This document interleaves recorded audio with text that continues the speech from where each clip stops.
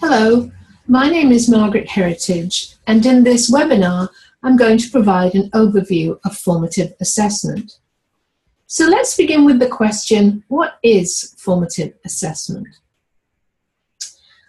Well, to begin answering this, I want to quote from renowned psychologist and educator Jerome Bruner. And what Jerome Bruner said many years ago is that good teaching is forever being on the cutting edge of a child's competence. And what he meant by this is that what teachers teach is intended to be matched to the current state of student learning so that students can advance from where they are now to where they can go next. This is a really important concept in formative assessment. Formative assessment's main goal is to figure out, as far as humanly possible, what is the cutting edge of a child's competence and to build on that so that the child can take next steps in learning. So to get a bit more specific about formative assessment, first, it's a type of assessment where the focus is on informing learning rather than measuring it or summing it up. Other kinds of assessment, the end of the year state test, for example, sum up a whole year's worth of learning. A summative assessment from the classroom might assess what students have learned in the course of a unit, or a benchmark assessment, what they've learned over several months. But the idea of formative assessment is that it is intended to inform teachers and learners about the status of learning as it is taking place, not at the end of a sequence of learning, but during the learning as that learning is evolving. And as I mentioned in the context of the Jerome Bruner quote, the purpose of formative assessment is to move learning forward from its current status. So wherever the student is in learning, whether it's learning math, science, social studies, English language arts, the whole point of formative assessment is to figure out where learners are and how to move them to the next stage. And one final point about formative assessment, and this is really important, formative assessment has been shown to improve learning.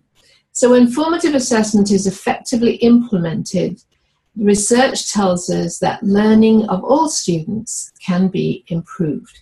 And this is why formative assessment is so important to classroom practice.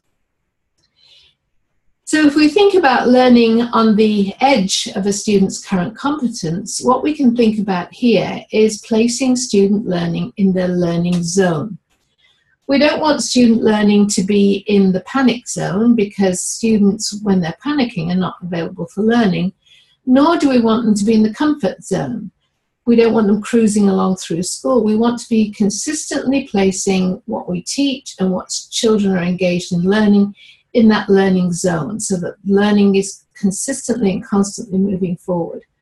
And the idea of formative assessment is to figure out, as far as humanly possible, where that learning zone is for each student and what that student can do next with assistance, so that gradually they can appropriate the learning for themselves and it becomes part of the student's independent achievement.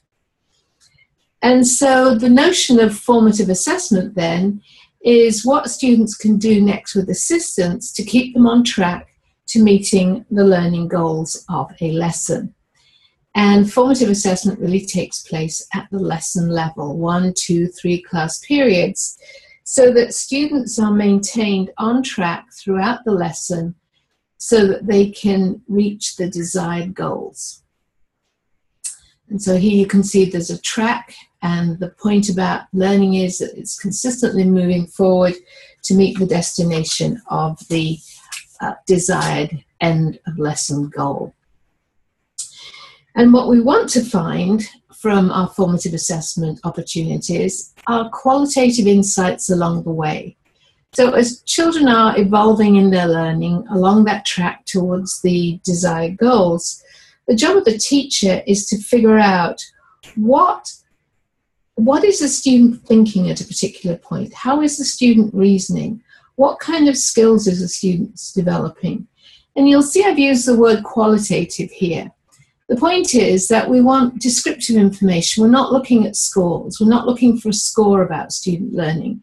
What we're looking for is an instance of what students say, do, make, or write that helps teachers figure out where the learner is right then and there in the lesson and what needs to happen to keep learning on track to meeting the goals. One other thing that's important to note about formative assessment is that formative assessment is not just for teachers. It's for both teachers and students. Students are equal stakeholders in the process because, after all, they're the ones doing the learning. We can help them learn, but at the end of the day, learning is the property of the learner. They're the only ones that can actually do the learning. And so students need to be involved in the whole process of formative assessment. And I'll say a little bit more about that later.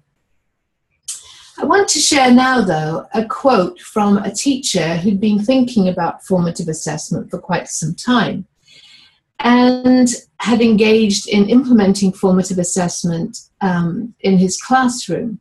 And this is his quote. He said that, "I used to think that formative assessment was something that happened at the culmination of a lesson. Now I think formative assessment is a continuous process throughout the lesson." So he's really underscoring what he's learned about formative assessment, that it's a continuous process that keeps on going throughout the lesson, as I said, to get those qualitative insights and to keep student learning on track. So let's just summarize now what formative assessment is and what it is not.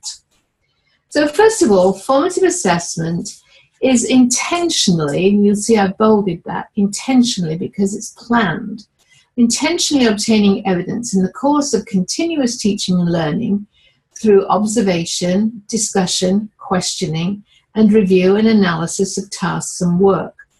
So formative assessment is not a test event. It's not giving a test on a predetermined basis, for example, at the end of a quarter or the end of the year. Those tests, those assessments have different purposes.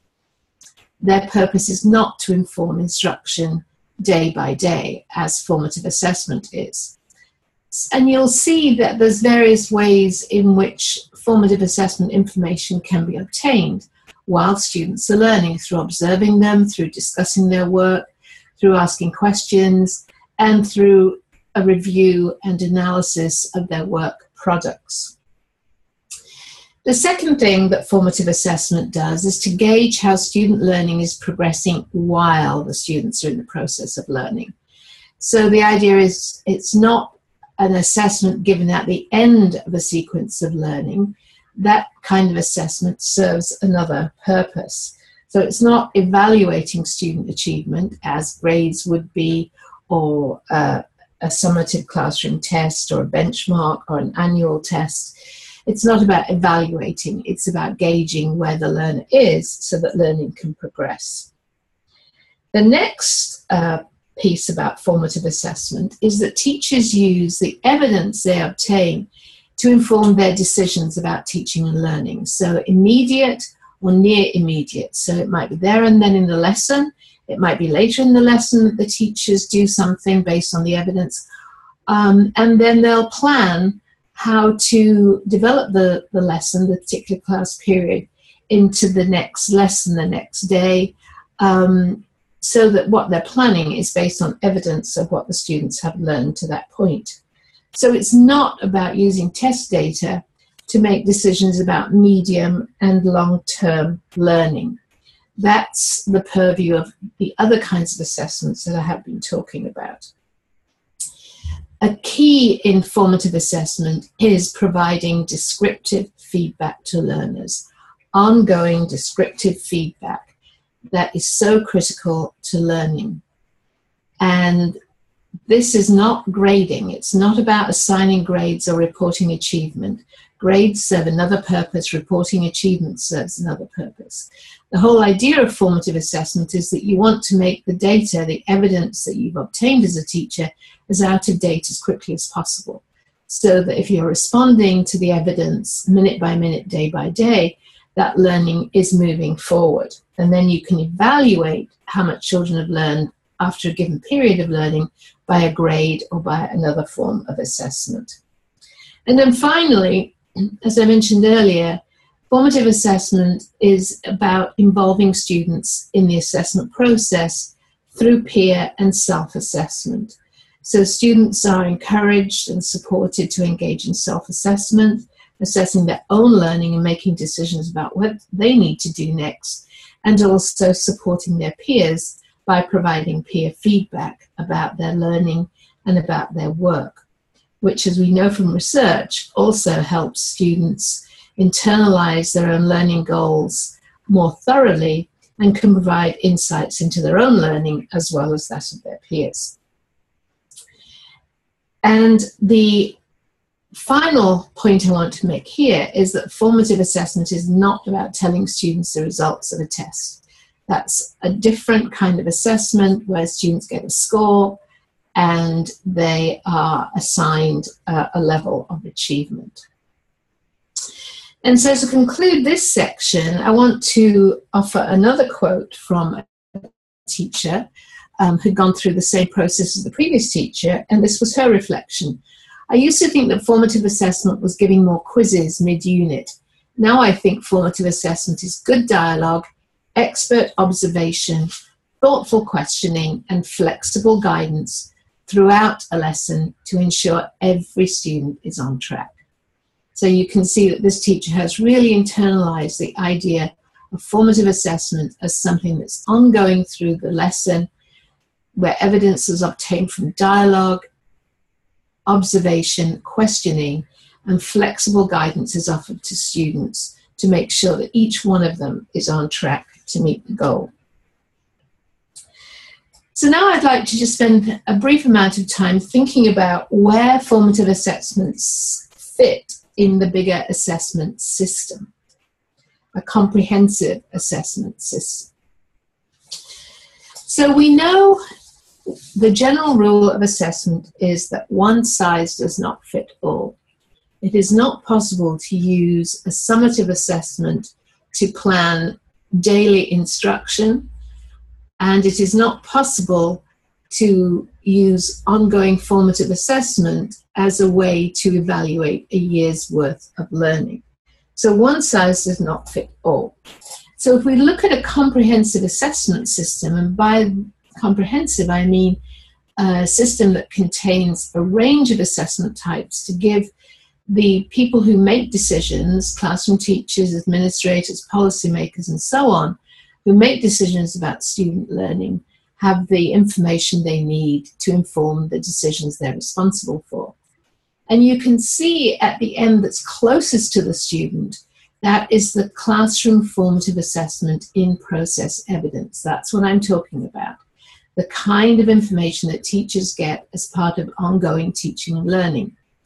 And then the next one you can see, the formative assessment feeds into the more formal checks. So it may be that a teacher gathers student work at the end of a week and decides to examine it all.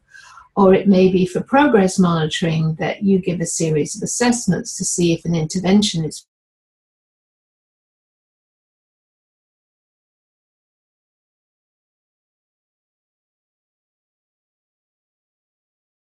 how that students have actually learned.